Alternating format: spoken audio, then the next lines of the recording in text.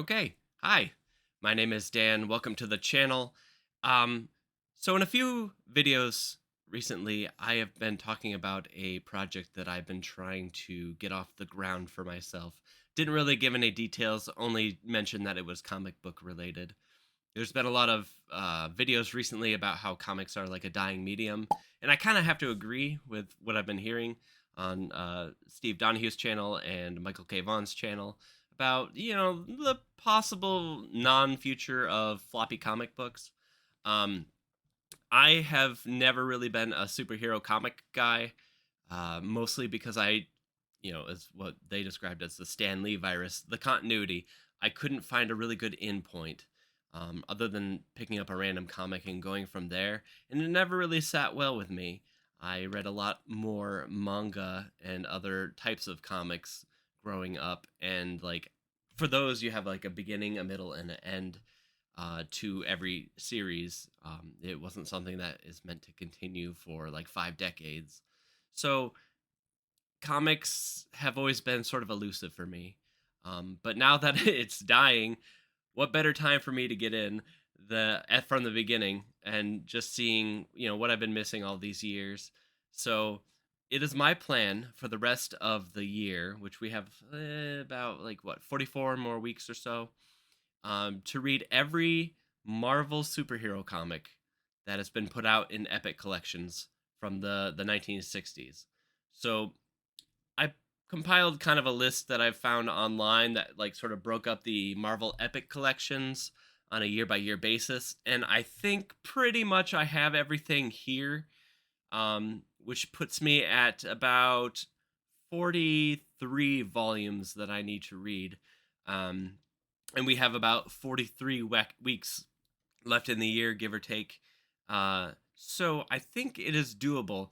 Last week I read through the Fantastic Four Epic Collection, the first one, and it took me about a week to get through. So I think if I like stay on it, I can actually complete this project.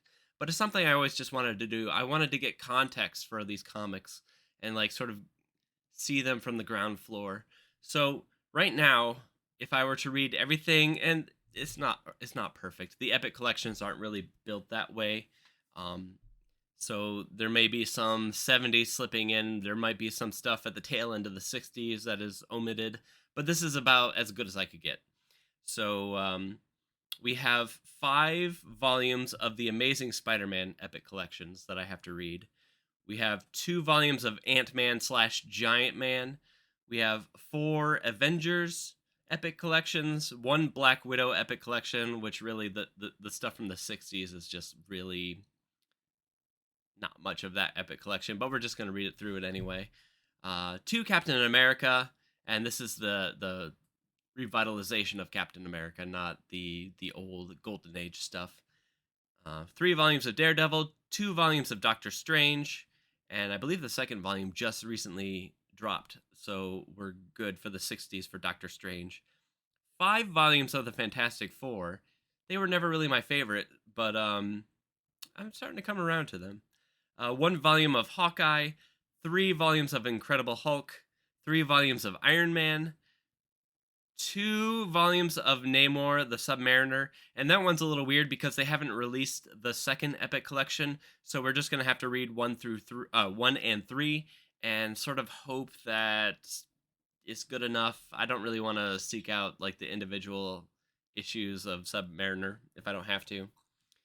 We have 2 volumes of Sergeant Fury, 1 volume of the Silver Surfer, 4 volumes of Thor, and 3 volumes of X-Men. And so that makes about 43 volumes of epic collections that I have to work my way through.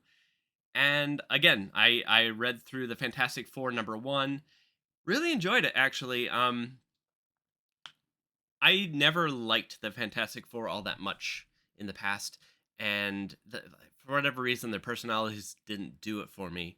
But the old Fantastic Four, from the 60s, it's I'm coming around to them. I'm starting to feel an affection for them, and I think it's mainly because they have no impulse control in this comic, and so they're like babies running around essentially. And for whatever reason, like that, just like I don't know, it made me feel a little bit more compassion towards them because they can't help what they are. So like the Fantastic Four were created as superheroes when Reed Richards and his friends and family, Ben Grimm, Susan Storm, and Johnny Storm, all get into a spaceship because they have to do this experiment right away where they have to fly into space. And no real reason is given for the urgency other than the fact that Reed Richards can't contain himself and he wants to go. And they get blasted by cosmic radiation, and they all get weird superpowers. And um, throughout the stories, like they're just doing so much property damage to everything. Like there's one point where Grimm is just mad that he can't park his plane in like someone's like parking deck or parking area, and so he gets mad at the attendant and he just like stacks up all the people's cars on top of each other, just to like be mean and let him deal with it because he said, hey, you can't park your plane here. And he's like, oh really? And it's just things like that are just strange. Johnny is just constantly melting through other people's stuff as the Human Torch, like blasting through cars and whatnot. And at one point in this epic collection, the first one, Reed Richards like puts all of his money in a bad stock, and they lose everything. It's like, yeah, this. I'm starting to see how you became what you are, and sort of the troubles you have. Susan Storm is not yet married to Reed Richards, and she kind of has a thing for one of the villains, Namor. And to be honest, I'm on Team Namor at this point because I really just don't like Reed Richards all that much, and I don't think that's going to change based on what I know happens throughout the storyline. So it was cool seeing a lot of the villains in their classic form. I've recognized them from other comics. They've sort of melded into the Marvel universe proper. Um, but yeah, it was fun just watching these four hoodlums essentially just getting up to no good, basically trying to be heroes, but they're really they're really more destructive than they're probably saving. At one point, the Thing gets an atomic bomb to fight a monster, and I don't know where he got that, but it's the '60s, so probably someone had one lying around. How did they get a rocket silo in their building? Who knows? But they have one. Um, and like, there's one point where they're sent to like fight the Incredible Hulk, and they just start monkeying with like the missile projects that the government's doing because apparently the Hulk is attacking the project, and they just start taking her around, and the government's like, "What are you doing?" Like, "Hey, we're just working on this. We're making it better, and the Thing's going for a ride." Uh, like it's just crazy, and it's crazy in a very fun way, which you know I came into the Fantastic Four, I think, in a more modern era where they were a lot less fun. And this one, they're just monkeying around all the time, and it's quite enjoyable. Um, I will say, though, when they came across the Impossible Man in this volume, they really got a taste of their own medicine. Because the Impossible Man is just an alien who can change his shape at will and extremely fast. So, like, anything the Fantastic Four can do, he can do better. And um, basically, their only their only way of dealing with him is just to bore him away from the planet. But like the impossible man was just running around not understanding that like we have a currency money, so he was just breaking into a bank. Is like, oh, you need this, okay. And the Fantastic Four are like, you can't do all this destructive stuff, but they're literally doing the same thing all the time. So it was really enjoyable getting to see them get a taste of their own medicine.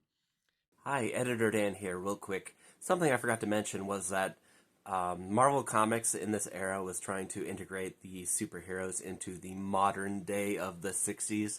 It led to some weird storylines that didn't quite make sense. It was really noticeable in the first volume of the Fantastic Four Epic Collection, where Reed Richards is part of the America's space race against the Soviets trying to get to the moon. This was about 2 or 3 issues from when they just returned from Planet X, a planet that they were kidnapped to. And it was really weird seeing, like, in their hangar, in subsequent comics, there is this spaceship that they returned in that came from a faraway planet. and like I don't even know if it was in the same galaxy. And then they're like, "We're working really hard on the special fuel to get to the moon."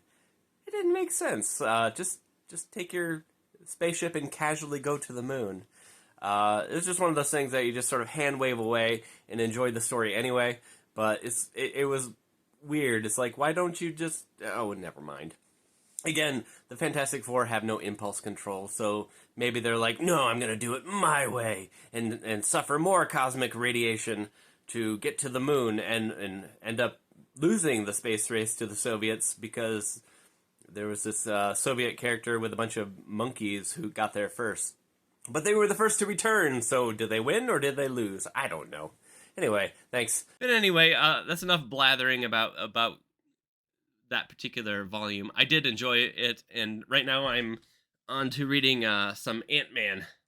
So, not as fun so far, but like it has its own weird things about Ant-Man. Like I get really small and then I travel to go save the day. I'm like, why don't you go to where you need to go and then become small when it becomes so much easier or harder to move around when you're small? But anyway, enough blathering about that. I just wanted to share with you that is my plan. I plan on getting through 43 volumes of the Marvel Epic Collections to sort of cover the block that is the 60s. Um, and I have a reading list over there of things I'm checking off as I go down. I'm going to try to go in order as much as I can, but again, these Epic Collections aren't really meant to do that. And there's going to be I think, a lot of recycling of some of the comics, which will help me speed up because I don't need to like reread it page for page if I've already read that comic like a month ago. So that is the plan. We'll see how it goes. I usually start projects with gusto and fizzle out, but I don't think I will on this one because I'm enjoying myself, and that's what matters. So you guys have a great day, and I will talk to you later. Bye.